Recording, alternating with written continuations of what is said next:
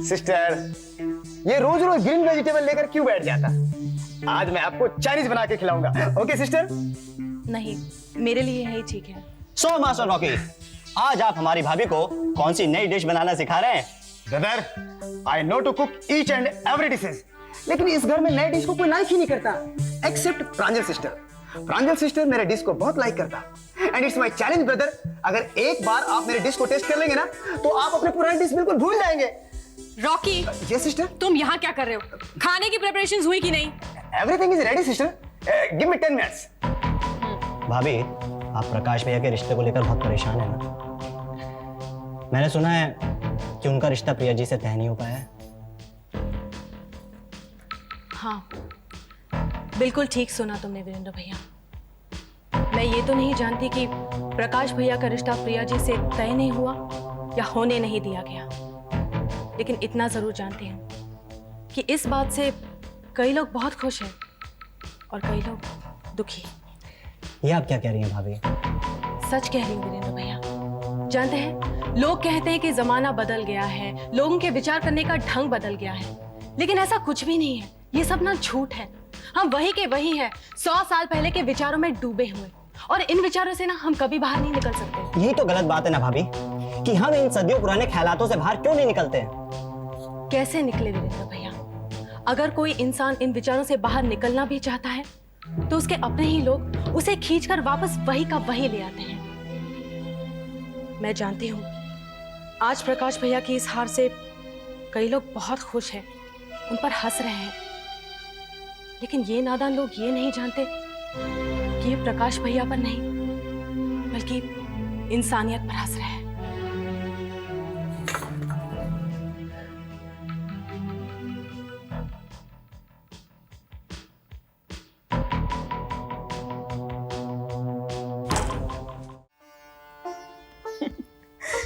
मुझे तो वीरेंद्र ने बताया सुमन ने आज इतनी बड़ी और बढ़िया बात कही कि प्रांजल भी सुनती रह गई। खुद मुझे आश्चर्य हो रहा था जी, इतनी सीधी सादी लड़की और ऐसी बढ़िया बात भी बोल सकती है।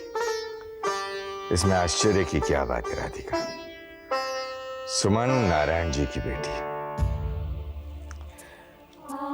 मुझे तो वो पुराने दिन याद आ रहे हैं राधिका। अरे क्या दिन थे वो। हम सब नए नए नौजवान बिल्डर्स मिलकर मीटिंग किया करते थे। नफा नुकसान, पैसा खर्चा, बस यही सब बातें हुआ करती थी। लेकिन नारायण जी हमेशा इंसानियत की बात करते थे। वो पैसों से ज्यादा सिद्धांतों को महत्व देते थे। अच्छा? हाँ, और कई बार तो उनकी बातें सुन सुनकर बिल्डर्स एसोसिएशन ने मजदूरों की बिना मांगे मजदूरी बढ़ा दी थी। मेडिकल, बोनस और न जाने और कितनी सुविधाएं मजदूरों को नारायण जी की वजह से मिली हैं और आज तक मिल रही है। पता नहीं राधिका, आजकल नारायण जी चुप क्यों रहने लगे हैं? वरना वो हर विषय पर खूब बोलते थे और हम लोग उनकी बातें बहुत ध्यान से सुनते थे। शायद उनकी खामोशी का कारण उनकी दोनों बेटियां भी तो हो सकती हैं ना। दोनों में कितना अंतर है जी। एक इतनी शांत समझदार और दूसरी की क्या कहूं, आप तो जानते ही हैं ना। एक बात बताइए, एक ही पिता की दोनों बेटियों में इतना अंतर कैसे हो सकता है? किसी भी व्यक्तित्व को संवारने में पिता के साथ साथ मां का भी बहुत बड़ा योगदान होता है राधिका। सुमन सुशीला जी की बेटी है और सुशीला भाभी बस दया और ममता की मूर्त थी। प्रांजल उर्मिला जी की बेटी। अब मैं ये नहीं कह रहा हूं कि उर्मिला जी में दया और ममता नहीं है, हर औरत में होती है, लेकिन शायद अपने ये गुण वो अपनी बेटी को ठीक से सौंप नहीं पाई। हाँ, बात तो ठीक है। उर्मिला जी हैं बड़ी तेज, न जाने कैसी कैसी बातें कह देती हैं। मैं तो 7 जन्मों तक ऐसी बातें नहीं बोल सकती। हाँ, अरे तो तुम्हें बोलने की जरूरत क्या है? तुम जो कुछ भी बोलती हो ना, बहुत अच्छा बोलती हो। और अगर कोई तुम्हारी बातें तुम्हारा मन समझ ना पाए ना, तो वो उनका दुर्भाग्य है, तुम्हारा नहीं। अब छोड़िए भी, आप प्रांजल और सुमन की बातें छोड़कर मेरी तारीफ क्यों करने लग गए? मुझे अपनी तारीफ अच्छी नहीं लगती। हाँ, एक बात तो बताइए, अचानक मेरी तारीफ क्यों करने लग गए? बात क्या है? बस खाने के बाद एक कप गरम गरम कॉफी, एक कप गरम गरम कॉफी का सवाल है राधिका। इतनी छोटी सी मांग और इतनी बड़ी कहानी। आप भी कमाल करते हैं। मैं अभी कॉफी बना के लाती हूँ।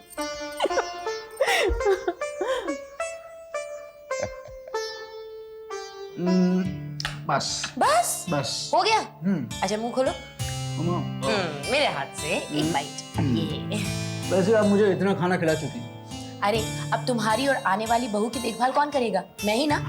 अब देखो, मैं तो पूरी कोशिश करूंगी कि मेरी तरफ से कोई कसर ना रह जाए, लेकिन जब भी अगर तुम्हारी कोई खास पसंद हो तो बता दो हमें। अब तुम तो चलोगे नहीं हमारे साथ लड़की देखने, कोई ऊंच नीच हो गई तो अच्छा नहीं लगेगा। अम्मा, मुझे ये समझ में नहीं आ रही कि आप उसी बात को क्यों दोहराती जा रही हैं। आप अच्छी तरह से जानती हैं कि आप लोगों ने जो फैसला किया है, मैं उसी पर चलने वाला हूँ। आप लोग मेरे अपने हैं, पढ़ाई तो नहीं। मेरे लिए जो भी फैसला किया होगा अच्छा ही तो होगा। बिल्कुल। अरे इसे छोड़ दो, मैं ले जाऊंगी। Thank you ma'am. तुम जाओ। राधे राधे। देखा, सुनी प्रकाश की बात। अरे इस लड़के में इतनी हिम्मत थोड़ी ना है कि हमारी बात टाल दे। और आप तो भैया बस यूं ही बिना सिर पैर की फेंकते रहते। अरे जब लड़का ही अपने हाथ में है तो क्या कर लेगी उसकी प्यारी सुमन और प्रमिला मामी। और जहाँ तक उनका सवाल है, वो तो वैसे ही घूमेंगे जैसे हम घुमाएंगे। भाई ये बात तो तेरी ठीक है। अब कह तो तेरी कैलकुलेशन मुंह से आगे निकल गई भैया। अरे कैलकुलेशन तो प्रांजू की भी सही है। उसका फोन आया था, वो कह रही थी कि सुमन को लेके कोई टेंशन करने की जरूरत ही नहीं है, क्योंकि सुमन तो सुमानी परिवार में इतनी बुरी तरह से फंसी हुई है कि अगर चाहे भी तो हमारे कोठारी परिवार के बारे में कुछ नहीं सोच सकती। अब तुम एक काम करो भैया, तुम उस करोड़पति और उसकी बेटी को संभालो और इन दोनों बाप बेटे को मुझ पे छोड़ दो। वैसे दीदी, कहानी छोटी हो या बड़ी, लेकिन कहानी तो कहानी होती है। अब मैं आपसे बात कर रही हूँ तो काम क्या कर रही, बैठी ना। वैसे ना दीदी, मेरे मायके में वही होता है जो मेरी मम्मा चाहती है। और वैसे लोग तो यही समझते हैं कि मेरी मम्मा दिल की बहुत बुरी है, लेकिन मुझे पता है मेरी मम्मा दिल की बहुत अच्छी है, मुझसे बहुत प्यार करती है। और फिर कोई भी माँ अपनी बेटी और अपनी बेटी के ससुराल वालों की खुशी तो चाहेगी ना। अब आप ही बताइए, क्या मैं सच कह रही हूँ कि झूठ? प्रांजल, तुम बिल्कुल सच कह रही हो। अब कोई भी माँ अपने बच्चों का बुरा तो नहीं चाहेगी ना। अब यही देखो ना, तुम्हारे प्रकाश भैया भी वही शादी कर रहे हैं जहाँ तुम्हारी मम्मी और मामा ने तय की है। और फिर दीदी, आजकल ना जमाना बहुत बदल गया है। ये दुनिया जहाँ की बातों को लेकर बैठने का वक्त किसके पास है? अरे हम लोग अपने बारे में सोच ले, उतना ही बहुत है। ये तो तुमने बिल्कुल सही कहा प्रांजल। प्रांजल, मुझे नहीं लगता कि तुम्हारी किसी भी बात का दीदी पर कोई भी असर होगा। What do you mean? तुम्हारा कहने का मतलब है कि दीदी इतनी नासमझ है कि मेरी बातों को समझ नहीं सकती? नहीं, दीदी तो बहुत समझदार है। अरे इन्होंने तो हम दोनों से ज्यादा वक्त गुजारा है इस घर में, और बहुत अच्छी तरह से गुजारा है। इन्होंने इस घर की मिली जुली खुशियां देखी है, आपस का प्यार देखा है, और ये भी देखा है कि इस घर का हर एक मेंबर अपने से ज्यादा दूसरों की खुशियों को कितना महत्व देता है। खैर, ये तो अपना अपना नेचर है। कुछ लोग होते हैं ऐसे जो अपना 1 रुपया बचाने के लिए दूसरों का लाखों का नुकसान करते हैं, लेकिन कुछ लोग ऐसे भी होते हैं जो दूसरों का 1 रुपया बचाने के लिए अपने लाख रुपए दांव पर लगा देते हैं, क्योंकि वो दूसरों को अपनों से ज्यादा इंपॉर्टेंस देते हैं। क्यों दीदी, मैंने ठीक कहा ना? सुमन, अब वाह वाह वाह दीदी, सुमन तो क्या लेक्चर देती है ना। अरे सुमन, तुम्हें तो नेता बनना चाहिए था। और ये जानकर मुझे खुशी हुई कि मुझसे ज्यादा तुम इस घर के लोगों को अच्छी तरह जानती हो, है ना। वैसे दीदी, ये सब बातें ना किताबों में बहुत अच्छी लगती है, प्रैक्टिकल लाइफ में ये सब नहीं चलती। प्रांजल, जो प्रैक्टिकल बातें होती है ना, वही किताबों में लिखी जाती है। अच्छा, maybe, but I don't agree with you. For example, हमारे प्रकाश भैया आफ्टर ऑल वो मेरे मामा और मेरे मामा जी के चॉइस की लड़की के साथ शादी कर रहे हैं। ऐसे क्या देख रही हो मुझे? तुम्हें ये बात नहीं मालूम? अरे प्रकाश भैया ने तुम्हें फोन तक नहीं किया। क्या बात कर रही हो प्रांजल? सुमन, तुम्हारे प्रकाश भैया ने तुम्हें फोन नहीं किया? दीदी वही तो मैं कह रही हूँ, सुमन को ये बात नहीं मालूम, सिर्फ मुझे ये बात मालूम है। एनीवे छोड़िए सुमन को, हम दोनों तो चलेंगे ना शादी में। प्रांजल, मैं शादी में जाके क्या करूंगी? बर्तन मांजिएगा। क्या दीदी, जब मैं आपको इनवाइट कर रही हूँ तो आप बेकार के सवाल क्यों पूछ रही हैं? और फिर आपको इतनी सोचने की क्या जरूरत है? मैं हूं ना सोचने के लिए। दीदी वहां जाएंगे, भैया भाभी को विश भी कर देंगे, और तो और आपका अच्छा खासा चेंज भी हो जाएगा। अच्छा ठीक है, तुम इतनी जिद कर रही हो तो मैं चलूंगी तुम्हारे साथ। ओके। वैसे सुमन, अगर तुम्हें प्रकाश भैया की शादी की डेट मुझसे पहले पता चल गई ना, तो हमें जरूर इन्फॉर्म कर देना, इफ यू डोंट माइंड।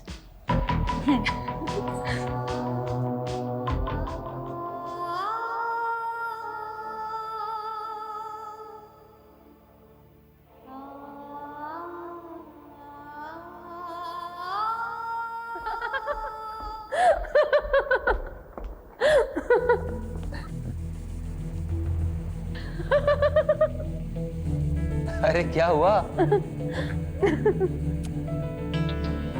क्या हुआ? कुछ कहोगी भी या यूं ही हंसती रहोगी? क्या कहो बब्बू, सच, किसी ने सच ही कहा, इस दुनिया में बेवकूफ लोगों की कमी है। एक ढूंढो 1000 मिलते हैं। अब कौन बेवकूफ मिला तुम्हें? वही तुम्हारी प्रिया। क्यों? क्या किया प्रिया ने? वही जो उसे नहीं करना चाहिए था। पता है, प्रकाश उसके साथ शादी करना चाहता था और प्रिया ने इनकार कर दिया। पागल। सुजाता, तुम सही कह रही हो? हाँ बाबा, पक्की खबर है। वैसे ये प्रिया बड़ी अजीब औरत है। पेट में बच्चा है, पति ने तलाक दे दिया, अब ऐसी हालत में से कौन अपनाएगा?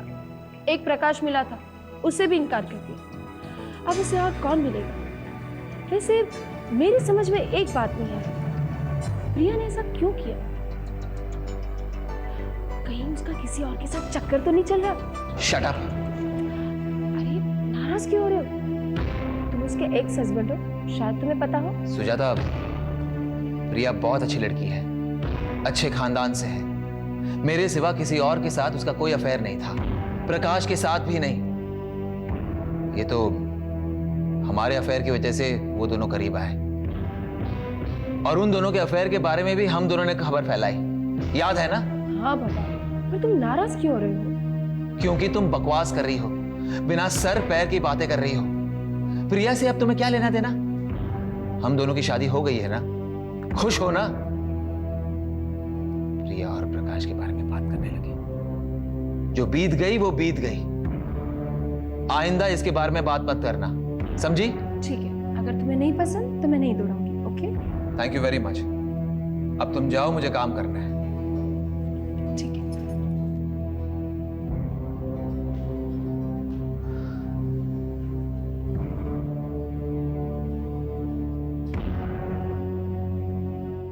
अरे ऐसे कैसे हो सकता है?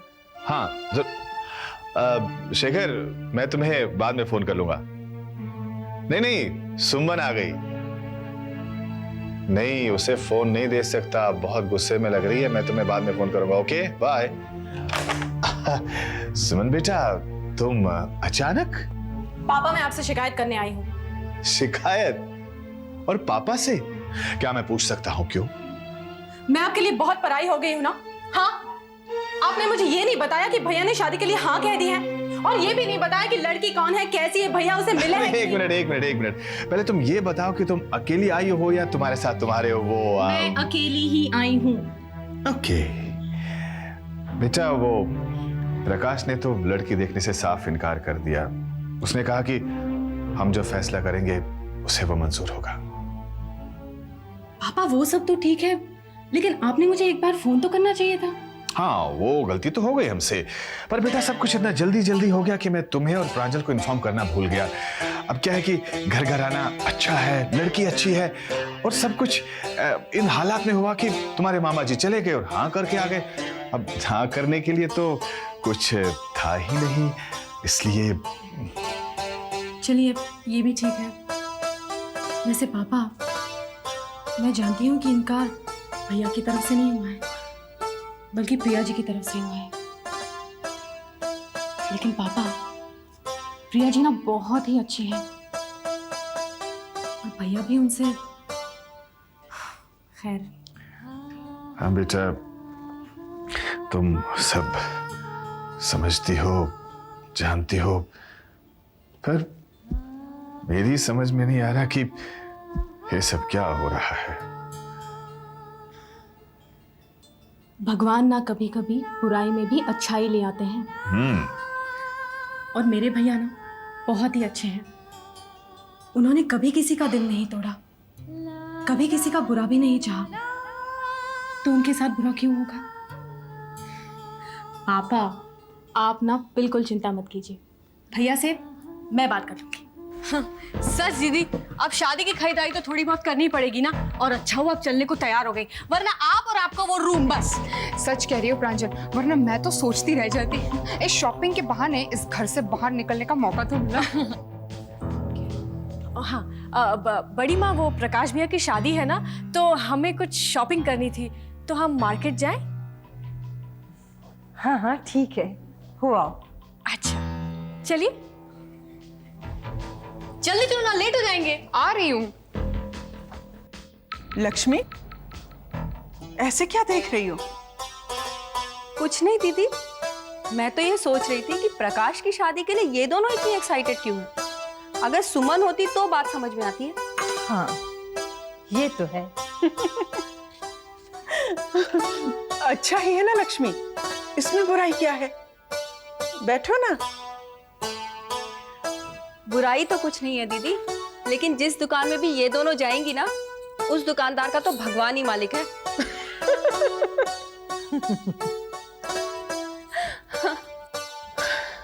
भाभी माँ, कितने अरसे के बाद हम तीनों इस घर में अकेली बैठी हैं, बिल्कुल पुराने दिनों की तरह, है ना?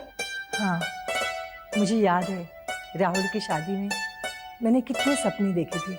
बहू आएगी तो ऐसे आएगी, ऐसे करेगी, ये करेगी, वो करेगी, वगैरह वगैरह। हाँ, और सुरेंद्र की शादी में भी। अब तो भाभी माँ जमाना बिल्कुल बदल गया है। पुराने जमाने में बहुएं गर्दन झुका के बैठा करती थी, यूं, और अब बहुएं ऐसे सिर उठा के जाती हैं जैसे कि लड़ाई में जा रही हूं। आपको याद है भाभी माँ, हमारे पड़ोस में मुनीम जी के लड़के ने कोर्ट मैरिज की थी, और अपने घर में हम लोग कितने परेशान हो गए थे। और हमारा अमित, वो तो मुनीम जी के लड़के से भी आगे निकल गया। अब पता नहीं वीरेंद्र की कैसे बहू आएगी। तुमने कैसे सोची राधिका? मुझे तो अब सोचने की हिम्मत भी नहीं पड़ती भाभी माँ। सोचते कुछ है और हो कुछ और जाता है। अब तो मुझे सोचने से भी डर लगता है भाभी माँ। तुम दोनों ठीक कह रही हो।